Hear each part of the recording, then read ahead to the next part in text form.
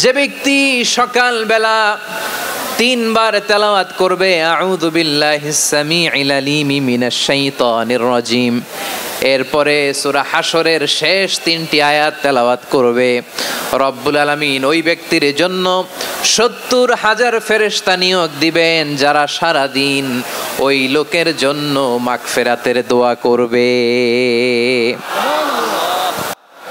ইয়া রাব্বি লাকাল হামদু কামা ইয়ানবাগি লিজালালি ওয়াজহিকা ওয়া আযীমি সুলতানিকা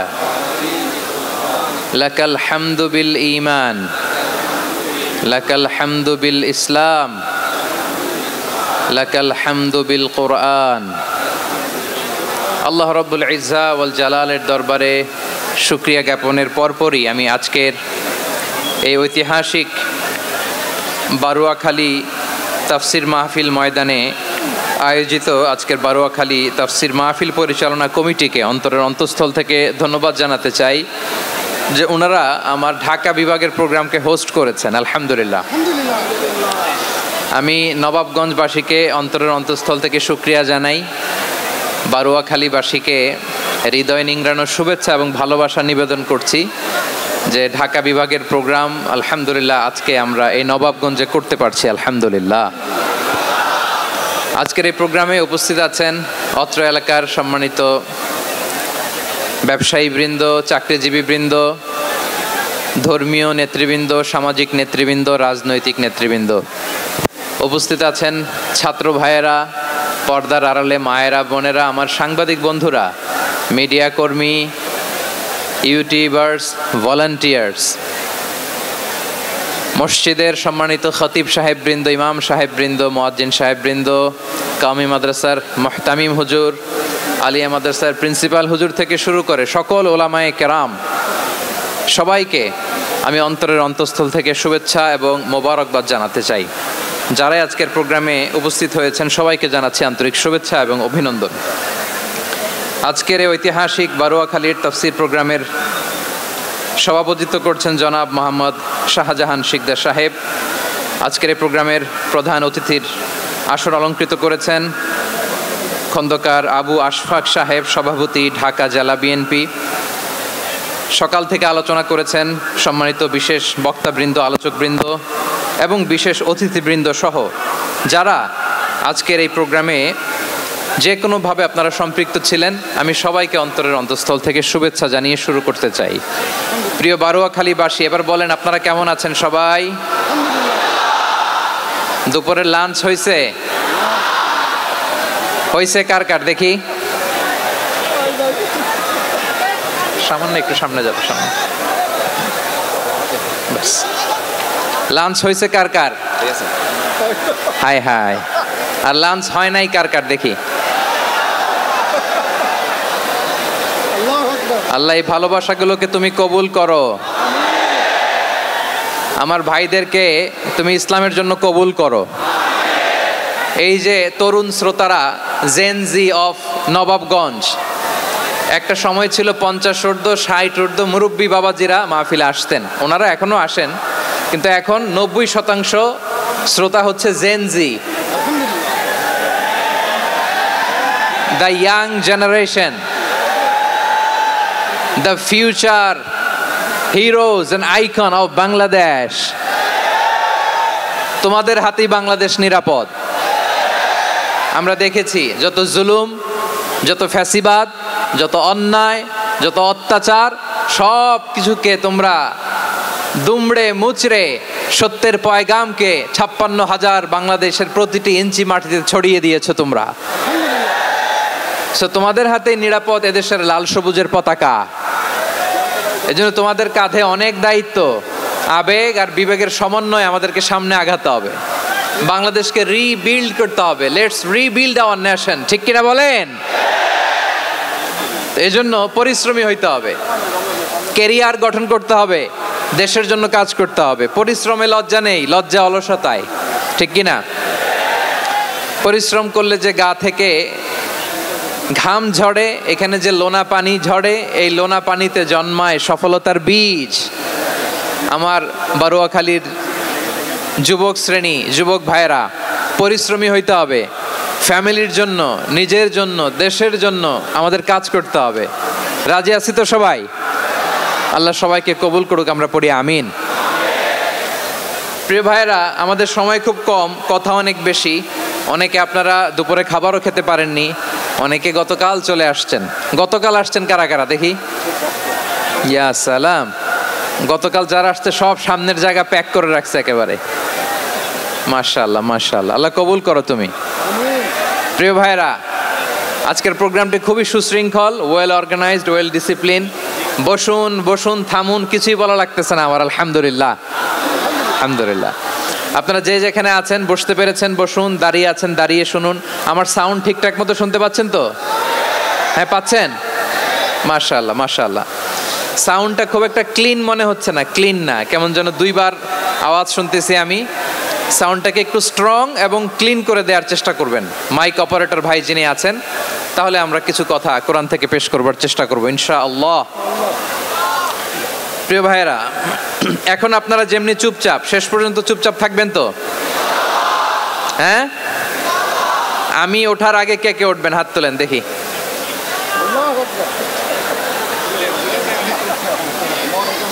আমি ওঠার আগে কে উঠবেন?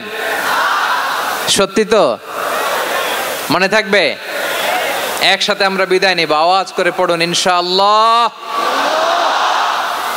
সম্মানিত সুধী, মাইক অপারেটর ভাইকে আমার কথা শুনতে পাইছেন?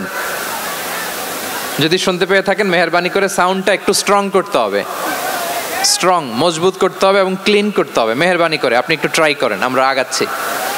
সম্মানিত সুধী, আজকে আমি আমার খুতবার শুরুতে সূরা হাশরের শেষ 3 আয়াত তেলাওয়াত করেছি। মুখস্থ আছে না সবার?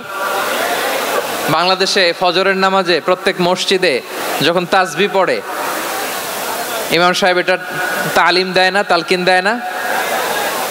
প্রিয় বারুয়াখালীবাসী, মুখস্থ আছে না সবার? জি ইনশাআল্লাহ। আজকে সূরাতুল হাশরের এই শেষ 3 আয়াতের তাফসীর আপনাদের সামনে উপস্থাপন করার চেষ্টা করব ইনশাআল্লাহ। কোরআনের অনেক জায়গায় আল্লাহ তাআলা নিজের পরিচয় দিয়েছেন।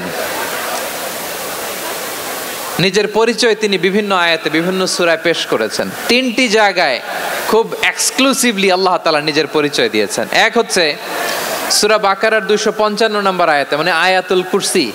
এর মধ্যে 9টা বাক্য আছে, 9টা বাক্য মিলে একটা আয়াত। এই আয়াতে আল্লাহ তাআলা খুব চমৎকার ভঙ্গিমায়, চমৎকার ভাষা শৈলী ব্যবহার করে, খুব উচ্চাঙ্গের আরবি সাহিত্য দিয়ে একটি আয়াত নাজিল করেছেন। এই আয়াতটার নাম হচ্ছে আয়াতুল কুরসি। বিশ্বনবী বলেন, মান কারা আয়াতুল কুরসি দুবুরা কুল্লি সালাতিন মাকতুবাতিন লাম ইয়ামনাহু মিন দুখুলিল জান্নাতি ইল্লাল মাউত। প্রত্যেক ফরজ নামাজের পরে যে আয়াতুল কুরসি পড়বে, তার জান্নাতে যাওয়ার ক্ষেত্রে আর কোনো বাধা থাকে না, একটা জিনিস ছাড়া, সেটা হচ্ছে মৃত্যু, মরণ। লোকটা মরে না তাই জান্নাতে যায় না, মরলেই জান্নাতি। এই আয়াতুল কুরসির এই আয়াতে আল্লাহ তাআলা খুব স্পষ্টভাবে নিজের পরিচয় তুলে ধরেছেন। আবার সূরাতুল ইখলাসের ভেতরে আল্লাহ তাআলা খুব চমৎকার ভঙ্গিমায় তিনি নিজের পরিচয় তুলে ধরেছেন। অনুরূপভাবে সূরা হাশরের শেষ 3 আয়াতেও আল্লাহ তাআলা খুব চমৎকারভাবে নিজের পরিচয় তুলে ধরেছেন। আওয়াজ করে পড়ুন সুবহানাল্লাহ। আমরা সূরা হাশরের শেষ 3 আয়াতের তাফসীর আজকে আমরা শুনবো। আসুন আমরা আমাদের রবকে চিনে নেই। আজকের আলোচনার টপিক হচ্ছে আসুন আমাদের রবকে চিনি। আসুন আমাদের, সবাই বলুন, আসুন আমাদের রবকে চিনি। আজকের আমার ঢাকা বিভাগের প্রোগ্রাম থেকে, এই নবাবগঞ্জ বারুয়াখালীর প্রোগ্রাম থেকে আমরা আমাদের রবকে চিনে যাব ইনশাআল্লাহ। বলেন সবাই। সূরা হাশরের শেষ 3 আয়াতের একটা বিশেষ ফজিলত আছে, এটা আপনারা পড়বেন। কি ফজিলত? বিষ্ণু ইসা ইসলাম বলেন, মান ক্বালা হিনা ইউসবিহু সালাসা মাররাতিন আউযু বিল্লাহিস সামিউল আলিম মিনাশ শাইতানির রাজীম সুম্মা ক্বারাআ সালাসা আয়াতিন মিন আখিরি সূরাতিল হাশরি ওয়াক্কালাল্লাহু বিহি ৭০,০০০ মালাকিন ইউসাল্লুনা আলাইহি ওয়া ইন মাতা ফি যালিকাল ইয়াউমি মাতা শাহীদান। বিশ্বনবী মুহাম্মদুর রাসূলুল্লাহ সাল্লাল্লাহু আলাইহি ওয়াসাল্লাম ইরশাদ করেন, যে ব্যক্তি সকালবেলা 3 বার তেলাওয়াত করবে আউযু বিল্লাহিস সামিউল আলিম মিনাশ শাইতানির রাজিম, এরপরে সূরা হাশরের শেষ 3টি আয়াত তেলাওয়াত করবে, রব্বুল আলামিন ওই ব্যক্তির জন্য 70,000 ফেরেশতা নিয়োগ দিবেন যারা সারা দিন ওই লোকের জন্য মাগফিরাতের দোয়া করবে। শুধু এখানেই শেষ নয়, বিশ্বনবী ফরমান ওয়া ইন মাতা ফি যালিকাল ইয়াউমি মাতা শাহীদান, ওই দিন যদি ওই ব্যক্তিটা ইন্তেকাল করে সে শহীদ হয়ে কিয়ামতের দিন আল্লাহর সামনে দাঁড়াবে।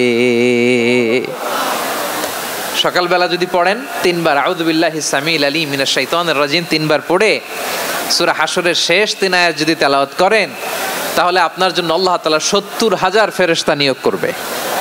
সারা দিন তারা আপনার জন্য মাগফিরাতের দোয়া করবে, আর ওই দিন ইন্তেকাল করলে আল্লাহ তাআলা শহীদ হিসেবে আপনাকে কিয়ামতের দিন দাঁড় করাবে।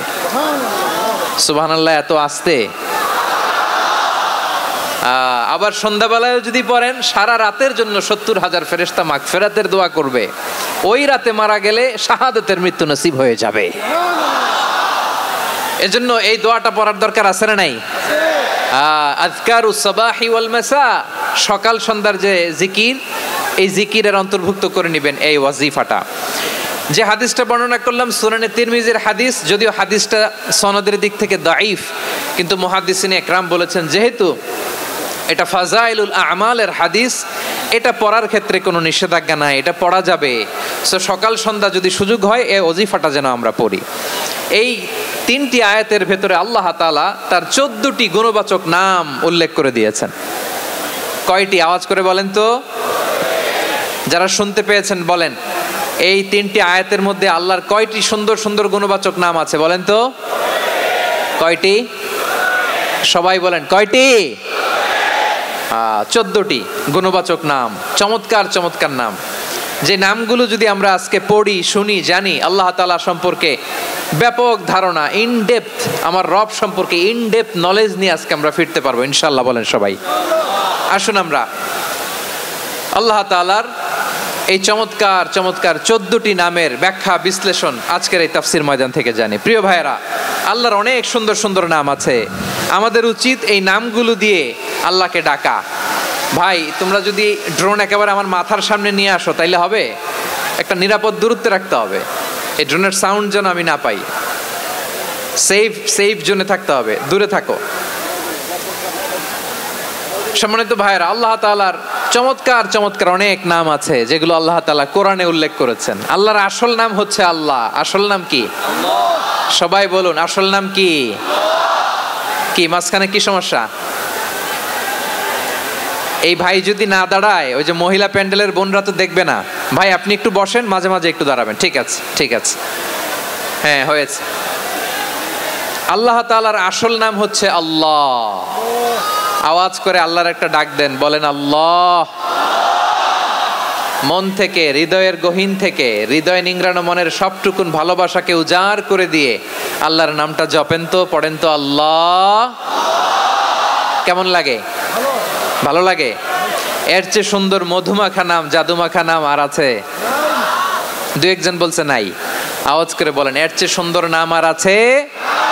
আল্লাহ নাম যতই জপি ততই মধুর লাগে, নামে এত জাদু থাকে কে জানি তো আগে।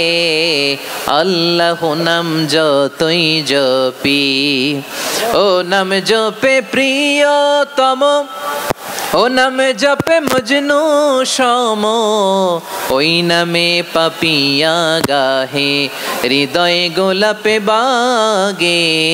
আল্লাহ নাম যতই জপি। আল্লাহু আকবার। এত মধুর নাম আর দ্বিতীয়টা নাই। যতই জপি ততই ভাল লাগে, ঠিক কিনা বলেন? এজন্য রব্বুল আলামিন বলেন, ওয়ালিল্লাহিল আসমাউল হুসনা ফাদউহু বিহা ওয়া যারুল্লাযীনা ইউলহিদুনা ফি আসমাইহি সায়ুজজাউনা মা কানু ইয়ামালুন।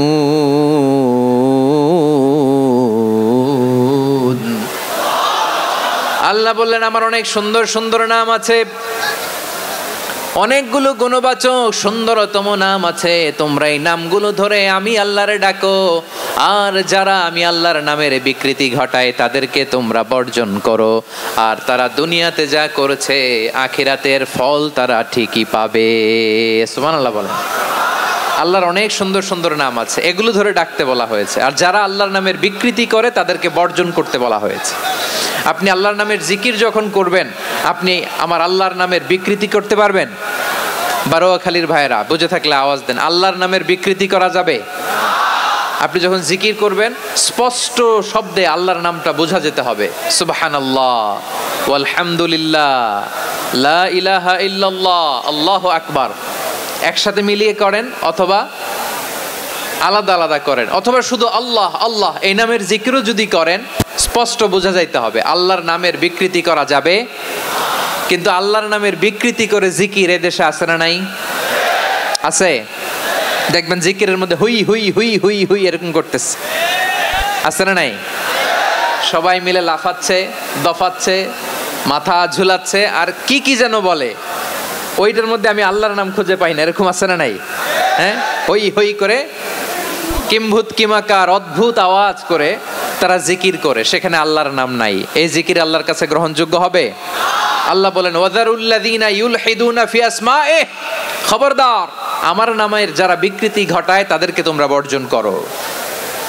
এজন্য জিকির যখন করব সুস্পষ্টভাবে আল্লাহ তাআলার নাম সেখানে থাকতে হবে, ঠিক কিনা বলেন? আবার আল্লাহ বলেন যেমন মনে চায় তেমন জিকির তোমরা করো না। ফাযকুরুল্লাহা কামা আল্লামাকুম মা লাম তাকুনু তা'লামুন, তোমরা জানতে না, আল্লাহ তোমাদের জানিয়েছেন কেমন করে আল্লাহর নামের জিকির করতে হয়, যেমন আল্লাহ শিখিয়েছেন তেমন করে আল্লাহরে ডাকো, ঠিক কিনা বলেন? আল্লাহ তাআলা যেমন শিখিয়েছেন তেমন ভাবে আল্লাহ তাআলাকে ডাকতে হবে, ঠিক ওই পদ্ধতিতে আল্লাহ তাআলার নাম জপতে হবে। কোন পদ্ধতিতে সেটাও আল্লাহ বলে দিচ্ছেন। আল্লাহ তাআলা বললেন ওয়াযকুর রাব্বাকা ফি নাফসিকা তাদাররুআন ওয়া খীফাতান ওয়া দুনাল জাহরি মিনাল কওলি বিল গুদুই ওয়াল আসাল ওয়া লা তাকুম মিনাল গাফিলিন, খবরদার আল্লাহর নামের জিকির করো, আল্লাহকে ডাকো। ফি নাফসিকা মনে মনে, তাদাররুআন সবিনয়ে, খীফাতান ভীত বিহবল চিত্তে, দুনাল জাহারি মিনাল কওল অনুচ্চ স্বরে অনুচ্চ আওয়াজে, এভাবে আল্লাহর ডাকলে সেই ডাকা কবুল করে নিবে কে? তাহলে আল্লাহকে জপতে হবে মনে মনে, সবিনয়ে, ভীত বিহবল চিত্তে, অনুচ্চ স্বরে, এভাবে জিকির করতে হবে। বিশ্বনবী ইসলাম এবং বিশ্বনবীর সাহাবারা ঠিক এই পদ্ধতিতে আল্লাহ তাআলাকে ডাকতেন। তাহলে এই যে আল্লাহ তাআলার সুন্দর সুন্দর নামগুলো আছে, এগুলো ধরে আমরা আল্লাহ তাআলার জিকির করব, তার প্রশংসা করব, তার পবিত্রতা বর্ণনা করব, তাহলে খুশি হবেন কে? বিশ্বনবী ইসলাম বলেন আশ-শাইতানু জাসিম আলা কলবি ইবনে আদম, শয়তান বনি আদমের কলবের মধ্যে এরকম খামচি মেরে বসে থাকে। খামচি বোঝেন তো? শয়তান বনি আদমের হৃদয়ে কলবে খামচি মেরে বসে থাকে। ফাইদা যাকারাল্লাহ খানাসা, যখন মানুষ আল্লাহর জিকির করে শয়তান দৌড়ে পালায়। ওয়াইদা গাফালা ওয়াসওয়াসা, আর মানুষ যখন অমনোযোগী হয়, গাফিল হয়, শয়তান আবার টেম্পটেশন দেয়, আবার ধোঁকা দেয়, আবার ওয়াসওয়াসা দেয়। এজন্য বিশ্বনবী বলতেন লা ইয়াজালু লিসানুকা রাতবান মিন যিকরিল্লাহ, সব সময় প্রতি মুহূর্তে সর্বক্ষণে তোমার জিহ্বাটা আল্লাহর জিকির দিয়ে ভিজা রাখবা, আল্লাহর জিকির দিয়ে সিক্ত রাখবা, তাহলে কবুল করবে কে? সবাই পড়েন সুবহানাল্লাহ, আলহামদুলিল্লাহ, লা ইলাহা,